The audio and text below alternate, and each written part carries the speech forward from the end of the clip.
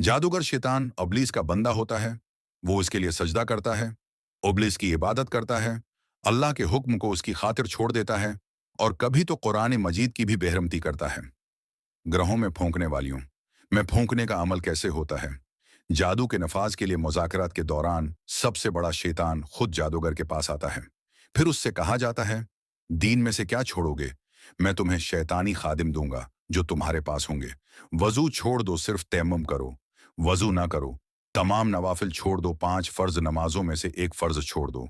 कुरान को छोड़ दो, उसे ना पढ़ो, कबला छोड़ दो, उसकी तरफ रख करके नमाज ना पढ़ो, इधर उधर नमाज पढ़ो, जमात छोड़ दो। फिर वो तर्क करना शुरू करता है। जब वो अल्लाह के किसी हुक्म को अबलीस की खातिर छोड़ देता है तो उसे 1, 2, 3 शैतान खादिम दे दिए जाते हैं जो उसके हुक्म पर काम करते हैं। वो इन्हें गरा में फोंक मार कर और उनके नाम पुकार कर बुलाता है।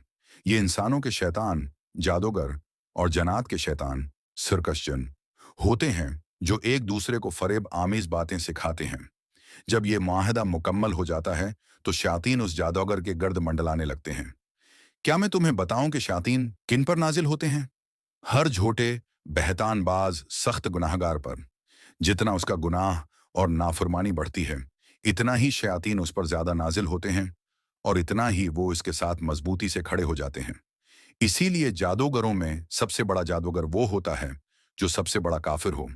जितना ज्यादा उसका कुफ्र बढ़ता है, इतना ही उसका जादू बढ़ता है। सबसे ज्यादा जादू अल्लाह के साथ शरक करने वालों में होता है और उनके बाद यहूद में।